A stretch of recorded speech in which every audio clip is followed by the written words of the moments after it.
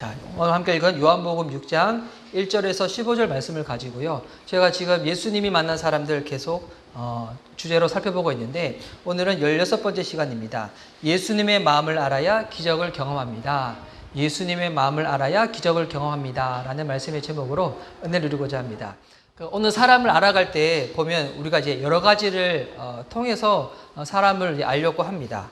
어떤 사람은 딱 사람을 보자마자 본인의 직관을 믿어가지고 이 사람은 이런 사람이야 라고 이렇게 또 사람을 알기도 하고, 어떤 사람들은 요즘 그러더군요.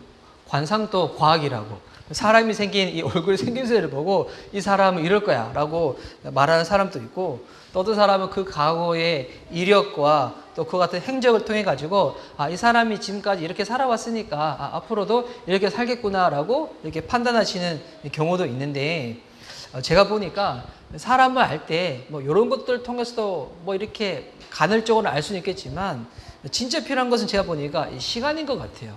무슨 말인가? 이 관계를 통해 가지고 그 사람이 어떤 사람인지 알 수가 있는 것 같아요. 그런 거 보면 저도 제 안목이 틀렸다는 것을 몇 번 깨달을 때가 있거든요. 그게 전문용어로 뭐라고 하면 독아이즈라고 하죠.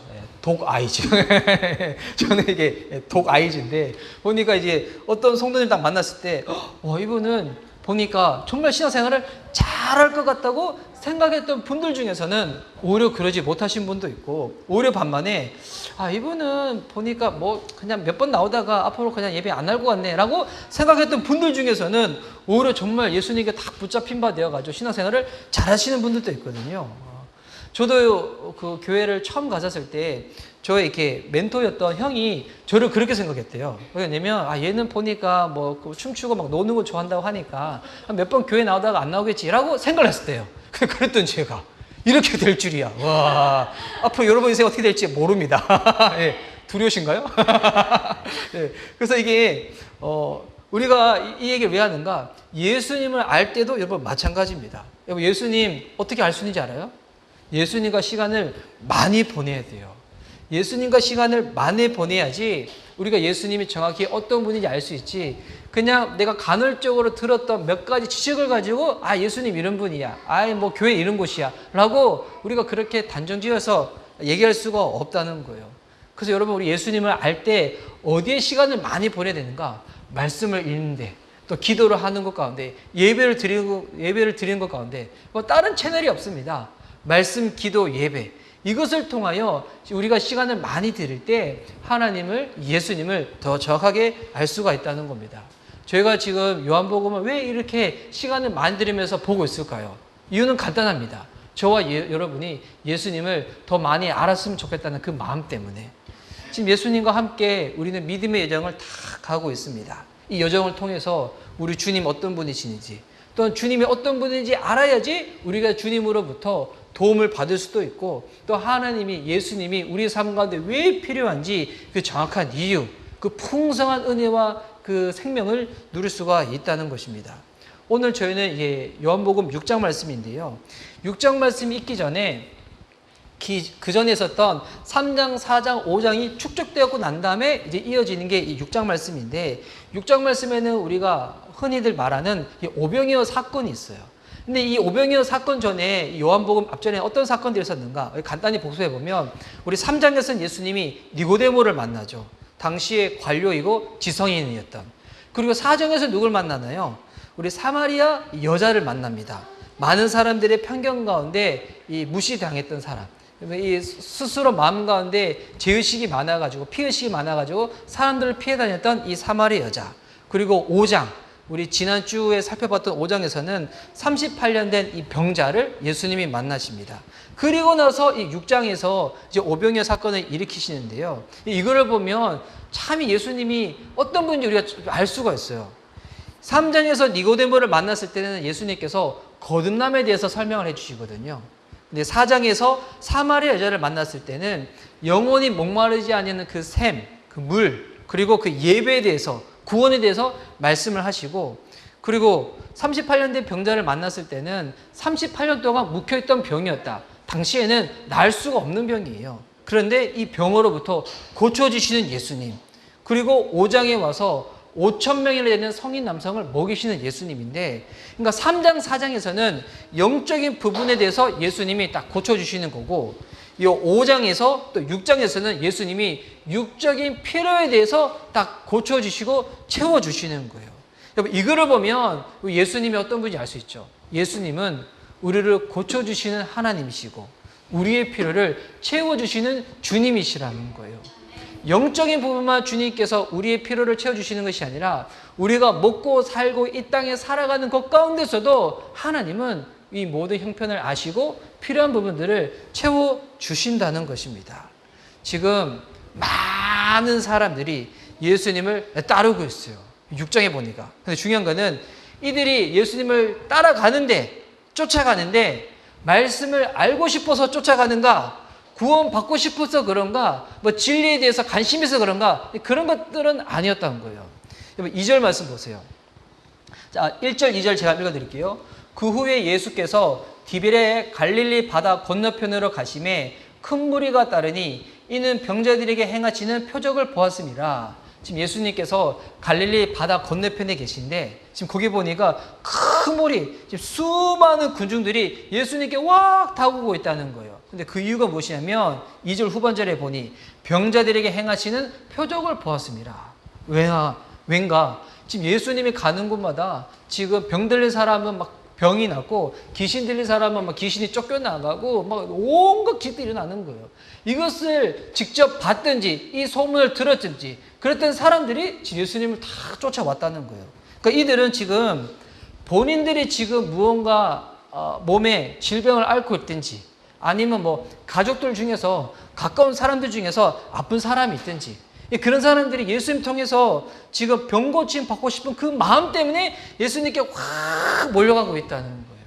여러분 이거를 보면 사람이 많이 모인다고 해서 우리는 흔히 쉽게 얘기해서 그걸 부흥이라고 얘기를 많이 하는데 여러분 사람이 많이 모이는 것은 그냥 많이 모이는 것이 그것 자체를 부흥이라고 얘기할 수는 없다는 거예요. 왜 모이는 거가 중요하고 누가 모이는 거가 훨씬 더 중요하다는 거예요.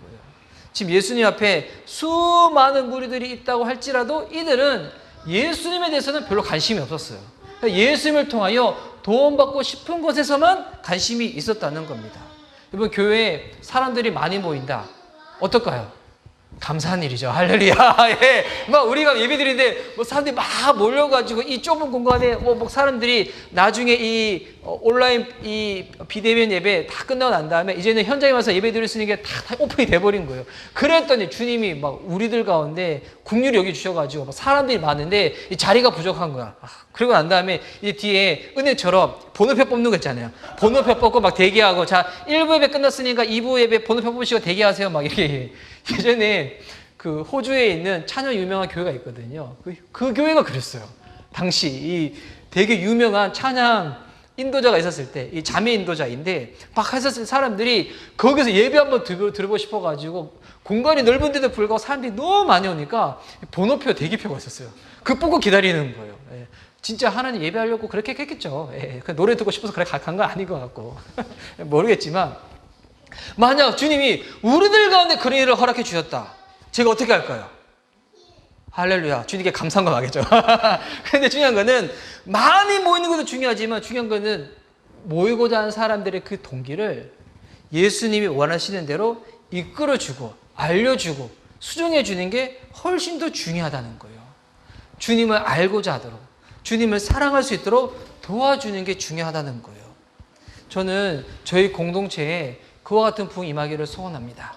네. 모인 사람이 많이 있든 적게 있든 그거보다 훨씬 더 중요한 거 예수님을 더 깊이 알고 싶어. 예수님을 더 많이 사랑하고 싶어. 그 마음이 생길 수 있는 그 놀라운 부흥. 할렐루야. 그런데 지금 예수님이 이들이 병 고침 받고 싶어서 딱 왔잖아요. 근데 보니까 며칠을 머물렀는지 지금 하루 동안 같이 머무는 것 같은데 이 사건이 다른 복음서에도 기록이 되어 있거든요. 보면 예수님께서 행하신 기적들 중에서 사복음서에 유일하게 다 동시에 기록되어 있는 기적이 있다면 이 오병이어 기적이에요. 그만큼 당시에 놀라운 사건이었죠. 또 이 사건을 통하여서 예수님이 그만큼 우리에게 알려주고 싶은 메시지가 있으신 건데 그럼 이들이 딱 모였을 때 예수님은 어떻게 반응했는가? 이렇게 잘못된 동기로 온 사람들 다 쫓아내버려! 예수님이 이러지 않으셨다는 거예요. 지금 그들은 예수님 알려고 했던 그 마음은 아니었다 할지라도 주님은 오히려 그들을 바라볼 때 불쌍히 여기셨다는 거예요. 긍휼히 여기셨다는 거예요. 아직 인생의 방향도 말씀 안에 붙잡혀 있지 않지만 지금 그들이 허기진 거예요. 배고픈 거예요. 그래서 이들을 보면서 예수님은 오히려 뭐라고 말씀하시냐면 다른 복음서에 보면 이들이 목자 없는 양같이 유린당하는 것을 보고 불쌍히 여긴다고 말씀해 주셨어요. 여러분 이게 우리 예수님 마음이에요. 아무리 이 교회 내에 틀리고 잘못된 동기로 온 사람이 있다고 할지라도 그냥 칼처럼 딱 단정해버리는 게 우리 주님의 눈이 아니라 품어주고 기다려주고 먹여주는 게 우리 예수님의 마음이었다는 거예요. 그래서 예수님이 지금 어떻게 하시는가? 3절 말씀 보시면 예수께서 산에 오르사 제자들과 함께 거기 앉으시니 그 옆에 보니까 아마 작은 언덕이 있었나 봐요. 그 언덕에 탁 올라가가지고 제자들과 더불어서 지금 많이 모여있는 그 사람들 보는 거예요. 여기 성경에 보니까 10절 말씀 보니까 모인 숫자가 5,000명이나 모였다는 거예요. 탁 올라가서 모여있는 5,000명. 당시에는 이 계수를 할 때 성인 남자만 계수를 했거든요. 그러니까 계수되지 않는 사람까지 포함하면 못해도 좋게 10,000명은 넘었을 거예요. 그 사람들이 이 산 아래쪽에 다 모여 있는 거예요. 이를 보면서 예수님은 무슨 결정을 내리시는가? 배고파하는 사람들한테 먼저 먹을 것을 줘야 되겠다고 생각을 하시는 거예요. 그래서 여러분, 저 이 본문을 보면서 정말 그 생각했어요. 저희가 인원은 적더라도 지금 이게 예배 드리고 난 다음에 먹이는 지금 이 사역을 하고 있잖아요. 하는데 이게 은근히 이렇게 손이 많이 가는데 이거 포기치 말아야 되겠다. 계속 해야 되겠다. 앞으로도 더 잘 먹여야 되겠다. 할렐루야. 주님 재정 부어주실 때까지 더 잘 먹여야 되겠다. 주님이 배고파하는데 배고픈 사람 보면 야, 너 구원 안 받았지? 구원이 먼저 중요해. 구원 받고 난 다음에 밥 먹어. 주님 이러지 않으셨다는 거예요. 먼저 먹이셨다는 거예요. 그래서 주님은 물어보십니다. 이들을 어떻게 먹이면 좋을까? 5절 말씀 보십시오. 4절 말씀을 다시 읽어볼게요. 마침 유대인의 명절인 6월절이 가까운지라. 와, 우리랑 비슷한 것 같아. 우리가 지금 이번 주 중에 추석이 있잖아요. 이처럼 지금 그 비슷한 시기에 5절 말씀에 예수께서 눈을 들어 큰 무리가 자기에게로 오는 것을 보시고 빌립에게 이르시되 우리가 어디서 떡을 사서 이 사람들을 먹이겠느냐 하시니 예수님이 물어보십니다. 빌립에게 먼저 어떻게 이 사람 먹일 수가 있겠냐라고 했을 때 빌립은 뭐라고 대답을 하는가? 이 7절 말씀에 보니까 빌립이 대답하되 각 사람으로 조금씩 받게 할지라도 200데나리온의 떡이 부족하리이다. 예수님 질문하니까 빌립은 대답을 했는데 그 중요한 거는 예수님 이거 왜 물어보셨을까요? 왜 물어보셨을까요? 지금 5,000명 정도 되는 성인들, 지금 뭐 여자들, 아이들 포함하면 뭐 10,000명 이상 되는데 지금 예수님이 이 5,000명에 대한 사람들을 지금 급하게 먹일 수 있는 여러분 이 식당 공급업체가 주변에 있었을까요? 없었죠. 이건 지금도 나중에 마찬가지예요. 갑자기 지금 5,000명을 먹여야 된다. 지금 이거 뭐 이 롯데리아 전에서 지금 불고기 버거 세트 가장 저렴한 걸 5,000개 해주세요 하면 나올까요? 아니면 뭐 도시락 가게 연락하고 중국집 연락하면 5,000명 먹일 수 있을까요? 이게 안 되는 거 이미 아신데도 불구하고 물어보신 거잖아요. 이유가 무엇이냐면 6절 말씀에 나왔는데 이렇게 말씀하심은 친히 어떻게 하실지를 아시고 빌립을 시험하고자 하심이라. 이거는 예수님 빌립을 테스트하기 위해서 이렇게 물어보셨다는 거예요. 이 상황에서 이들이 어떠한 믿음의 반응을 볼지 그것을 알고 싶어서 물어보셨다는 거예요. 빌립을 어려운 궁지로 모시기 위해서 이렇게 물어보신 것이 아니라 그의 믿음을 확인하고 싶어가지고 그때 빌립의 대답이 읽어드렸던 7절에 나와 있었죠. 만약 보니까 각 사람으로 조금씩만 준다고 할지라도 급하게 뭐 떡 싸우고 도시락 주문하고 막 짜장면 시키고 막 이렇게 한다 할지라도 아무리 계산해도 200데나리온의 떡이 부족할 것 같다고. 여러분 빌립의 이 대답은 아주 상식적인 대답이었어요. 맞는 대답이에요. 합리적이고 이성적이고 계산도 딱 떨어져. 딱 떨어진 대답이에요. 그런데 여러분 이게 정답일지라도 이렇게 해서는 문제를 해결할 수는 없다는 거예요. 이에 대해서 예수님은 아무런 대답도 하지 않습니다. 가만히 있으니까 이제 거기에 누가 딱 등장하냐면 베드로의 형제인 안드레가 딱 등장을 하는 거예요. 안드레가 8절과 9절 말씀인데요. 제자 중 하나 곧 시몬 베드로의 형제 안드레가 예수께 여짜오되 여기 한 아이가 있어 보리떡 5개와 물고기 2마리를 가지고 있나이다.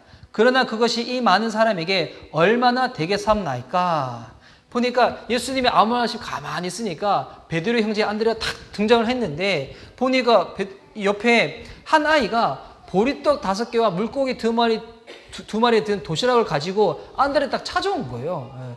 그랬더니 안드레가 이거 가지고 와가지고 뭐라냐면 이 애가 이 도시락 가져왔는데 이거 가지고 뭐 할 수 있을까요? 라고 예수님이 딱 물어본 거예요. 그러니까 안드레의 이 방법은 이성적이고 합리적 방법은 아니었어요. 가지고 왔으니까 그냥 이게 될까 싶까 이와 같은 그냥 의문 가운데 예수님께 가지고 왔다는 거예요.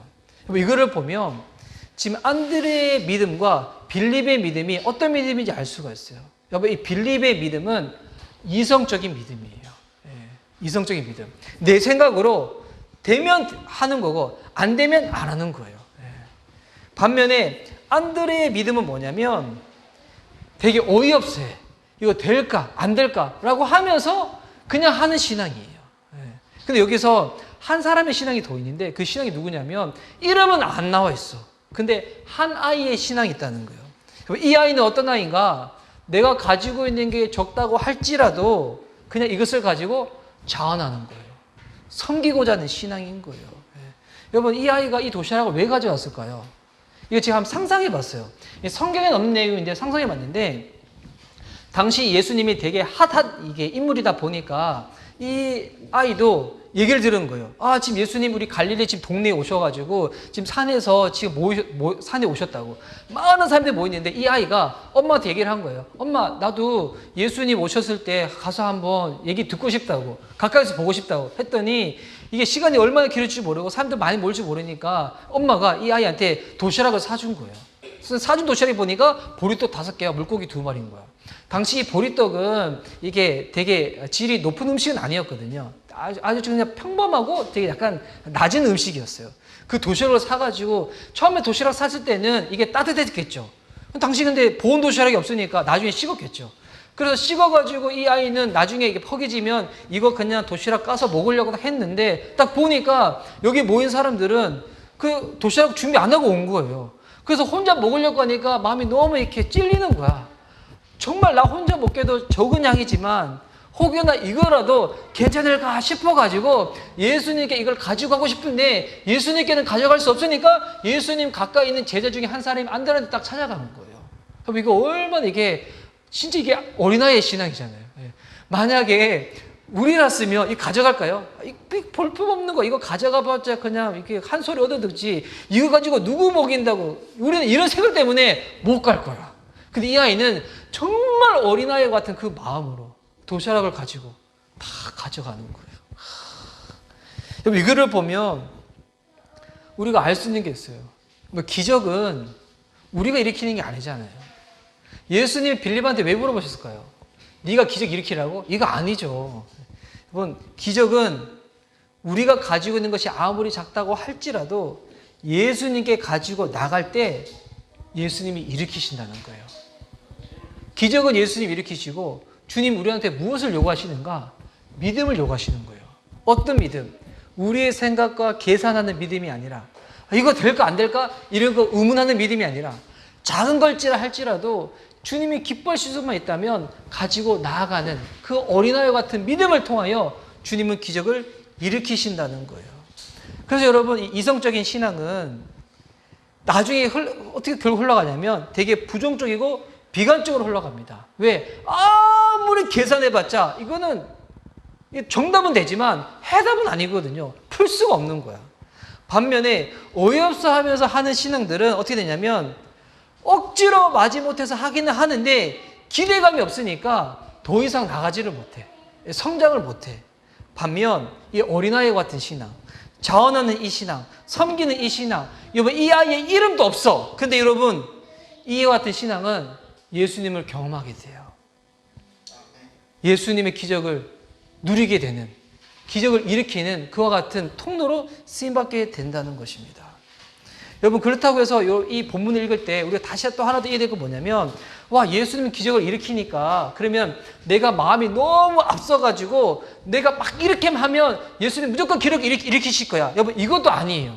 중요한 거는 기적을 일으키시기 전에 먼저 이 하나님의 말씀과 의도가 있었다는 거예요.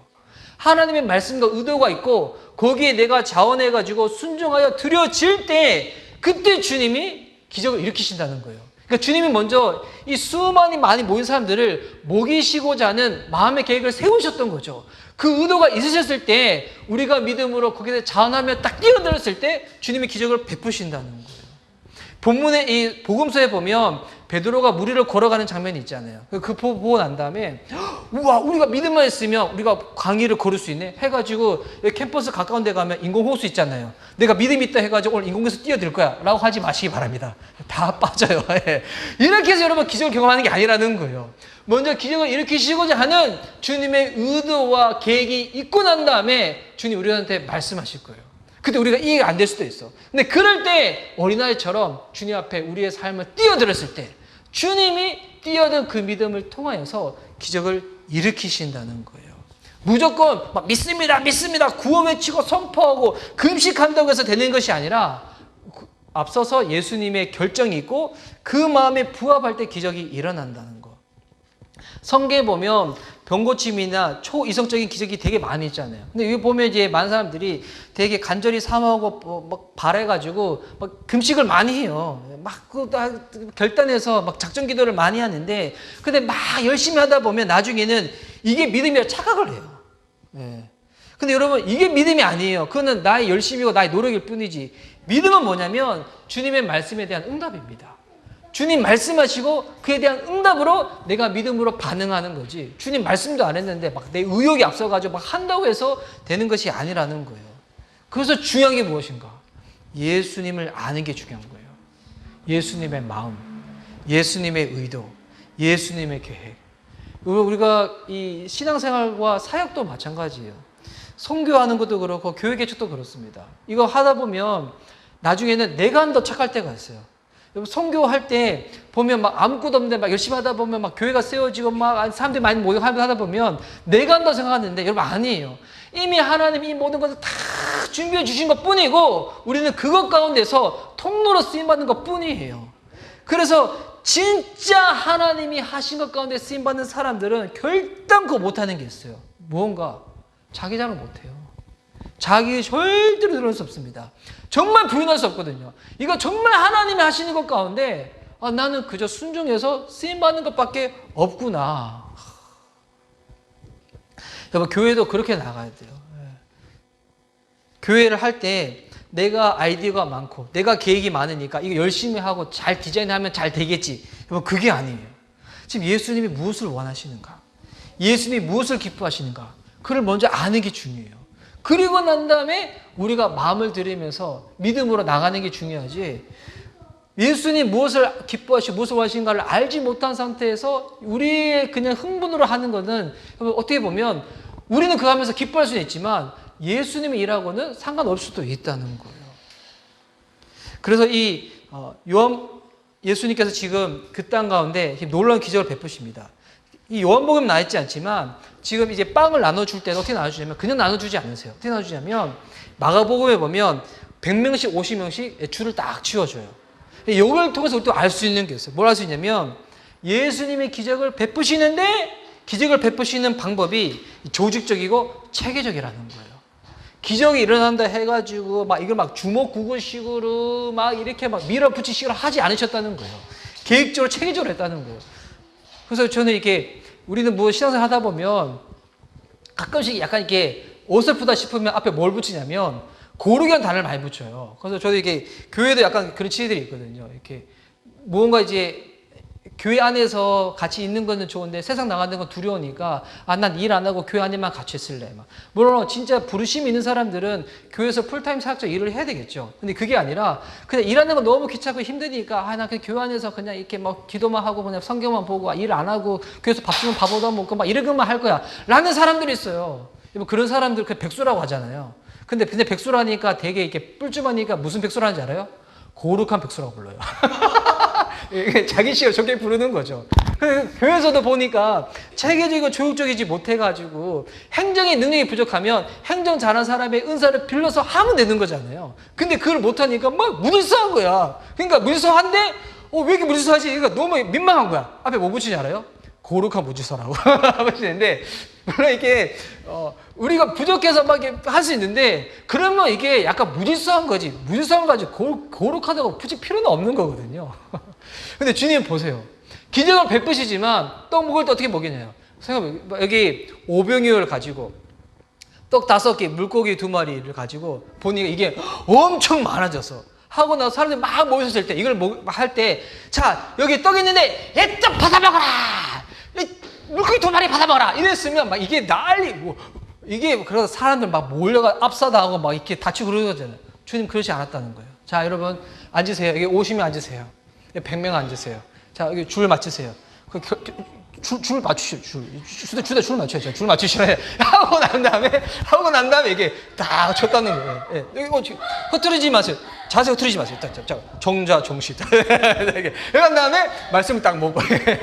주님 이렇게 하셨다는 거예요. 예. 그리고 또 하실 때 어떻게 하시냐면 11절 말씀을 보면 일단 예수께서 떡을 가져 축사하시는 거예요. 이 축사하셨다는 게 축복하셨다는 거거든요. 감사하며 축복하셨다는 게 있는데, 여러분 우리의 이 작은 것이라도 주님 앞에 가지고 나갈 때 사람들은 야 이거 쓸모없어 라고 할 수 있지만 이거 아니에요. 주님은 어떻게 하시는가? 그 축복하시면서 감사기를 올려드렸다는 거예요. 예. 우리 이제 찬양팀 함께 섬김에 나아갈 때 우리의 부족함과 상관없이 나 작은 것이 주님께 드리고 싶어 라는 믿음으로 딱 섬기실 때 주님께서 어떻게 하시는가? 우리를 축복해 주십니다. 아, 할렐루야. 예. 우리 형제님 자꾸 찬양할 때마다 스크린 뒤로 숨으셔가지고 목소리만 날려고 하는 유령 귀신으로 섬기려고 하시는데 안 그러셔도 돼요. 주님은 오히려 어떻게 하시는가? 축복해 주십니다. 할렐루야. 우리 PPT 축복해 주시고요. 우리 반주 축복해 주시고요. 예비비에서 중보하시는 분들 축복해 주시고요. 음식 섬기는 손길 주님께서 축복해 주시고요. 지금 축복해 주십니다. 세상에서는 그거 가지고 뭐 먹이냐, 그거 가지고 뭐 하냐 하는데 아니에요. 주님은 축복해 주세요. 축복으로 끝나지 않고 그다음에 어떻게 되는가? 거기 있는 사람들을 다 이제 먹이시는데, 여러분 배불리 먹어요. 부족함 없이. 12절 말씀 보십시오. 그들이 배부른 후에 예수께서 저희들에게 이르시되 남은 조각을 거두고 버리는 것이 없게 하라 하심으로, 배불리 먹어요. 부족함도 없이. 그것도 어떤 일이 벌어지냐면 배불리 먹고 난 다음에 많이 남으니까 이것도 버리지 말고 다 거두라고 왔어요. 다 거둬보니까 12바구니 정도 거둬준 대로 많이 남았다는 거예요. 여기 보면 우리 예수님의 경제 원리를 알 수가 있어요. 여러분 주님 먹이실 때 어떻게 먹이시는가? 부족함 없이 배불리 먹이세요. 여러분 혹시 주변에 굶고 있는 지체들이 있다. 어떻게 할까요? 밥 한 끼 사주시기 바랍니다. 할렐루야. 예수님의 마음을 실천하는 겁니다. 근데 사줄 때 배불리 먹이되 남는 것이 있다. 어떻게 하는가? 와, 이게 예수님의 경제 원리인데 남는 거 이거 버려야지 아니라 어떻게 하냐면 모으시는 거예요. 모으시는 거예요.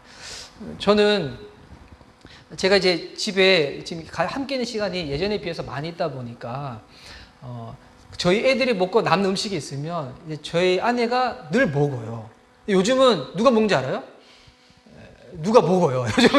요즘은 제가 먹어요. 보니까 애들이 먹다가 남긴 거 있으면 이게 국에 말아서 루아가 먹다 남긴 거 있으면 남긴 거 아까워서 제가 먹거든요. 여러분 아시죠? 정확한 수치는 모르지만 서울시에서 1년 동안 버리는 음식 쓰레기만 이렇게 하더라도 그냥 이 땅에는 배고프고 있는 사람들 다 먹일 수가 있어요. 요즘 우리나라는 먹고 마시는 거 부족함 없는 나라라고 하잖아요. 근데 여러분 지금 이 세대도 아직까지 못 먹는 사람들이 여전히 있긴 있어요. 저는 또 이렇게 예전에 신학생으로 이렇게 이렇게 공부하다 보니까 신학생을 주셔서 못 먹는 사람들이 있거든요. 저 그랬거든요, 예전에. 하루 먹는 이렇게 식사량 계산했어요. 3,000원으로 3끼를 다 먹어야 된다. 막 계산하고 막 그랬었거든요. 예. 아직까지 그런 학생들, 아직까지 그런 사람들이 있어요. 예. 여러분, 배고픈 사람이 있다. 맛있게 먹여주시기 바랍니다. 주의 마음을 실천하는 겁니다. 근데 내가 재력있다 해가지고 펑펑 쓰는 거, 여러분, 이게 아니라, 이게 낭비하지 아니하고, 잘 쓸 때 어떻게 하는가?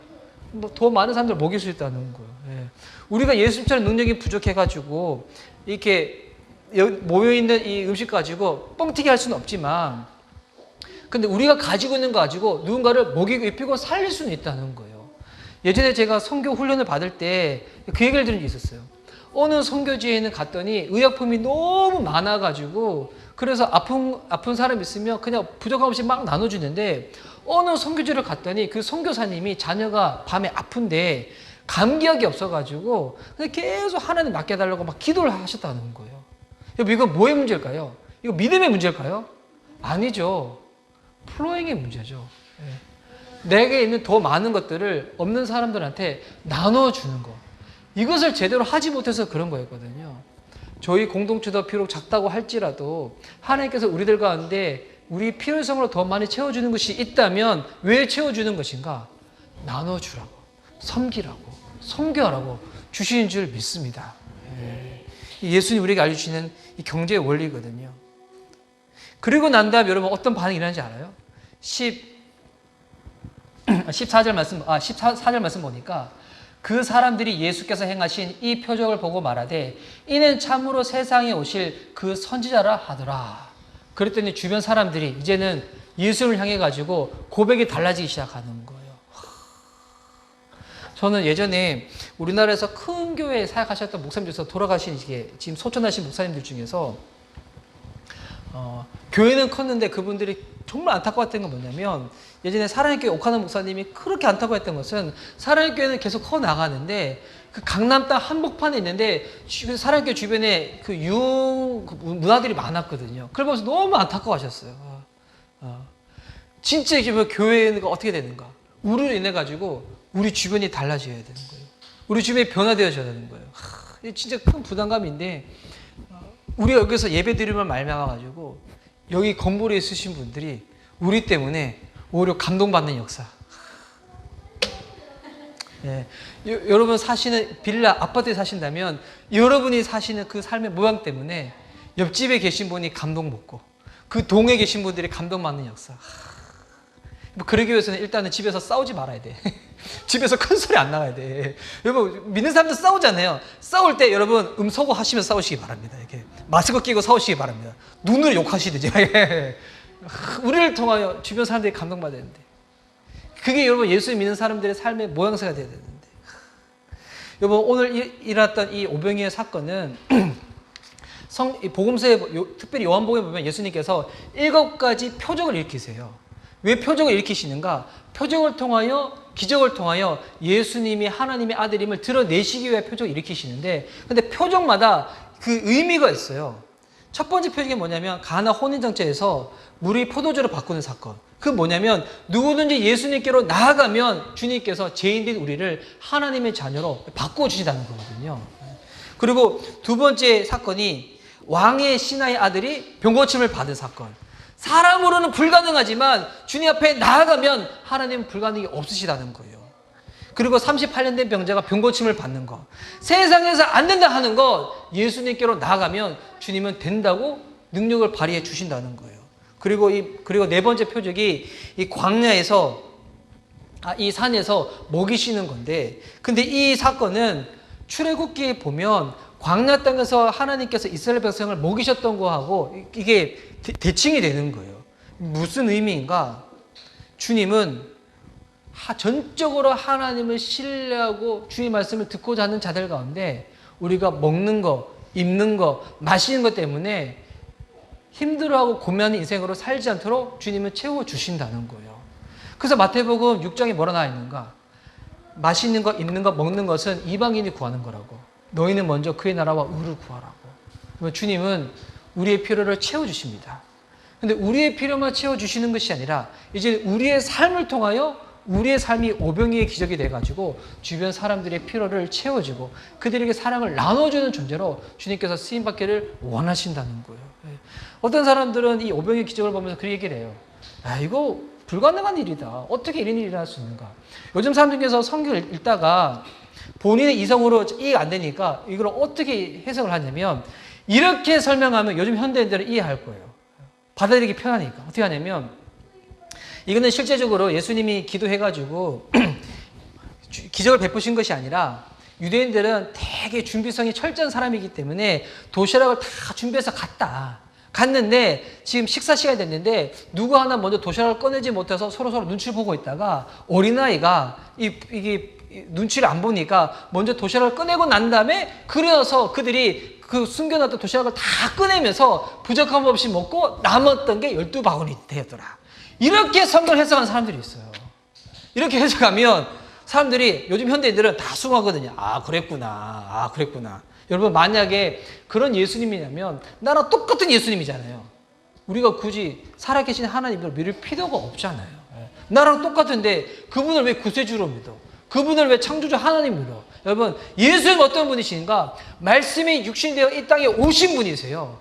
그분은 없는 것도 있게 하시고 불가능한 것도 가능하게 하시고 우리의 생각으로 풀 수 없는 부분도 하나님께 우리의 작은 것이라도 가지고 나아가면 도와주시고 풀어주신 분이 우리 살아계신 예수님, 우리 하나님 되신다는 거예요. 그분께 나아가면 돼요. 내가 가지는 것이 아무리 적다고 할지라도 그분의 손에 올려드리면 나아갈 때 하나님의 계획 가운데 주님께서 기적을 베푸실 줄 믿습니다. 그 주님을 경험하고 그 주님으로 인하여서 많은 사람들을 먹이고 입히고 살릴 수 있는 저와 여러분의 삶이 되어줄 수 있기를 주의 이름으로 축복하는 바입니다. 아멘. 이제 우리 찬양할 때 그래서 주님 우리에게 원하시는 것은 기적은 우리가 일으키는 것이 아니라 예수님이 일으키시는 거기 때문에 아무리 작은 것이라 할지라도 어린아이 같은 신앙으로 그것을 가지고 주님 앞에 믿음으로 나아갈 때 주님이 역사해 주십니다. 주님이 주님의 뜻을 이루어 주신다는 거예요. 우리 그 믿음으로 하나님 내가 날마다 주님 앞에 나아가겠노라고 믿음으로 주님 앞에 예배하겠노라고 그 마음으로 우리 한번 찬양하며 나가도록 하겠습니다.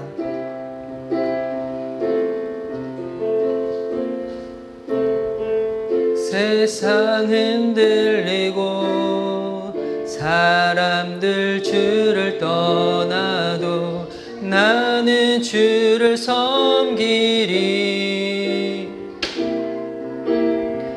주님의 사랑에 영원히 변하지 않네.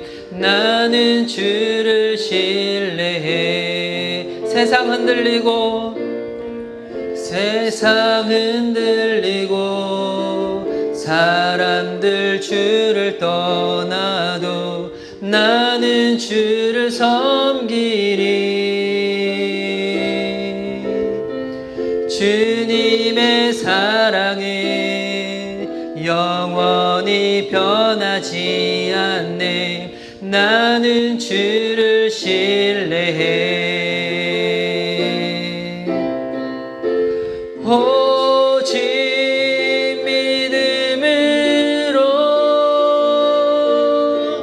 믿음으로 내가 살리라. 오직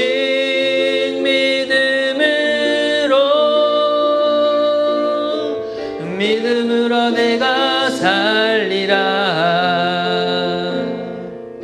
2절 믿음은 들리고 사람들 주를 떠나도 나는 주를 섬기리.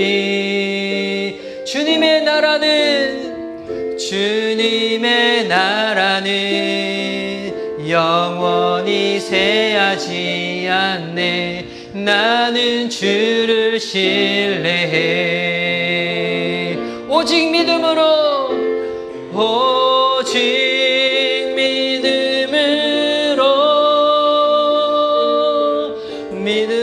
내가 살리라. 오직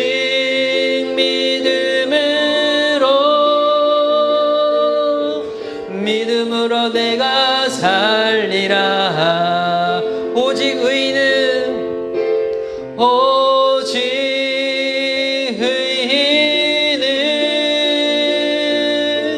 믿음으로 말미암아 살리라. 오직 의인은 믿음으로 믿음으로 말미암아 살리라.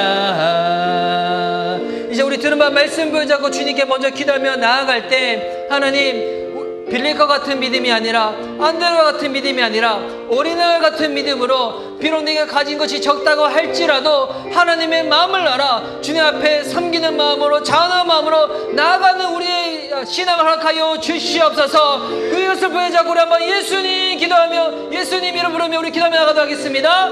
예수님 사랑하는 주님, 우리들 가운데 오늘 어린아이 같은 그 믿음을 허락하여 주셔서 비록 내가 가진 것이 작다고 할지라도 하나님의 마음을 알아서 자원하고 섬기는 마음으로 주의 마음을 이해하는 마음으로 나아갈 때 하나님 기적을 일으키시는 주님, 내 믿음을 통하여 하나님의 나를 경험하는 그 같은 신앙을 나갈 수 있도록 주님께서 함께하여 주시옵소서. 하나님 오늘 우리의 믿음이 흔들리지 않도록 주께서 붙잡아 주시옵시고 내 작은 믿음으로 말미암아 넘어지거나 좌절하지 아니하도록 하나님 앞에 더욱더 나아오자 하는 바른 믿음의 방향으로 나아갈 수 있도록 하나님 우리와 함께하여 주시옵소서. 하나님 놀라운 기적을 베푸시는 주님, 5,000명에 대신 주님 많은 사람들을 먹이시는 하나님, 오늘 그 하나님이 우리의 하나님이 되셔서 우리의 믿음을 원하시는 줄 믿습니다. 오늘도 그 주님을 예배하고 그 주님께 나아가는 우리의 하나님의 백성들이 되어줄 수 있도록 우리와 함께하여 주시옵소서. 우리의 필요를 하시는 주님, 우리의 영적인 것뿐만 아니라 먹고 살고 이 땅에 살아가는 모든 형편을 하시는 주님, 그것으로 말미암아 청정그간 인생이 아니라 주의 뜻과 주의 나라를 구하며 나아갈 때 채워주시고 덮어주시고 부족함 없도록 더 많은 사람들을 먹일 수 있도록 오병이어 기다리게 계시는 주님, 그 주님을 경험할 수 있도록 우리와 날마다 함께하여 주시옵소서. 우리를 날마다 붙잡아 주시옵소서. 주님 오직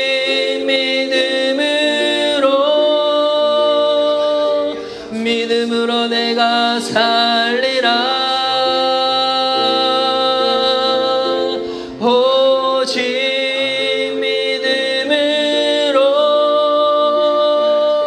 믿음으로 내가 살리라. 우리 다시 한 번 더 기도하며 나아갈 때 이 오병이어 기적을 일으키시는 하나님께서 오늘 우리 예배를 받으시는 하나님이십니다. 하나님 우리의 삶을 통하여 더 많은 사람들에게 하나님의 생명이 전해지고 도움이 필요한 자들 가운데 주님의 도움이 임할 수 있도록 우리 미션 리바이벌이 우리의 삶이 그렇게 쓰임받을 수 있도록 하나님께서 함께하여 주시옵소서. 나중에 더 커지면 나중에 더 많아지면 그때 할 거야 라고 생각을 가지고 있으면 하나님 영원토록 못합니다. 지금 비록 가지고 있는 것이 작다고 할지라도 작은 것이지만 섬기며 드리며 나누며 나아갈 때 일하시는 주님, 그 주님을 경험하는 우리 미션 리바이벌이 되어줄 수 있도록 하나님 함께하여 주시옵소서. 이를 놓고 우리 한번 예수님 외치며 기도하며 주께 나아갑시다. 예수님, 사랑하는 주님, 오늘 오병이어의 놀라운 기적을 통하여 더 많은 사람들 먹이고 살리는 것이 하나님의 뜻임을 알고 그렇게 순종하며 섬기는 우리 공동체가 되어줄 수 있도록 주님께서 함께하여 주시옵소서. 하나님 비록 우리가 가지고 있는 것이 적다고 할지라도 아직 하나님 우리의 시작이 하나님 미약하다고 할지라도 하나님 우리 모든 것을 허락하시고 우리 모든 것을 주관하시는 하나님이 5,000명을 먹으시는 하나님, 전능하신 하나님, 살아계신 하나님인 줄 믿습니다. 그 주님을 예배하고 믿는 믿음으로 나아가오니 하나님 비록 작다고 할지라도 입히시고 먹이시고 넓혀주시는 하나님, 그 주님을 경험할 수 있도록 주님께서 함께하여 주시옵소서. 주님, 사랑하는 주님, 하나님은 큰 것을 원하시는 것이 아니라 정확한 계산을 원하시는 것이 아니라 주님의 의도와 마음을 알아서 비록 내가 가진 것이 작다고 할지라도 그것으로 끝을 내는 것이 아니라 하나님 앞에 가지고 나아가는 그 신앙을 원하시는 줄 믿습니다. 오늘 우리의 이 신앙이 어린아이 같은 신앙이 되어져서 하나님 비록 작게 시작하는 우리의 공동체이지만 하나님께 가지고 나아갈 때 하나님의 마음을 알고 그렇게 섬기며 자원하며 나아갈 때 축복하여 주시고 더 많은 사람들에게 예수님의 생명, 예수님의 그 능력을 먹이시고 경험할 수 있도록 도와주는 그 통로로 쓰임받는 저희들의 삶이 되어줄 수 있도록 주님께서 축복하여 주시옵소서. 그리고 하나님 이 땅에서 마시는 것, 먹는 것, 입는 것으로 인해 가지고 고민하며 염려한 인생이 아니라 정말 그의 나라와 의를 구하며 하나님께서 더하시는 것을 경험하는 저희들의 삶이 되어줄 수 있도록 주님께서 축복하여 주옵소서. 지금 도우기 바라기는 하나님 이 땅에 아직까지 굶고 있고 힘들어하는 분들이 계시다면 하나님 비록 우리가 가진 것이 적다고 할지라도 그것을 먼저 나눠주고 베풀 수 있는 것 가운데 실천할 수 있는 저희 미션 리바이벌이 되어줄 수 있도록 하나님께서 우리를 바르게 인도하여 주시옵소서. 하나님, 그리고 북한 땅에서 하나님 사역을 하시다가 지금 감옥에 갇혀있는 하나님의 선교사님들이 계십니다. 그분들이 속히 석방되어 줄 수 있도록 주님께서 길을 열어 주시옵시고 또 그분들의 건강과 신앙 또한 주님께서 지켜보아 주시옵소서. 주님, 이 시간 우리 준비한 예물 또 준비한 영상을 보면서 주님께 올려드리며 나아갑니다. 드린 물질이 예배를 세우고 공동체를 세우는 것 가운데 귀하게 바르게 쓰일 수 있도록 주님께서 함께하여 주시옵소서. 감사드리오며 살아계신 예수님의 이름으로 기도드립니다. 아멘.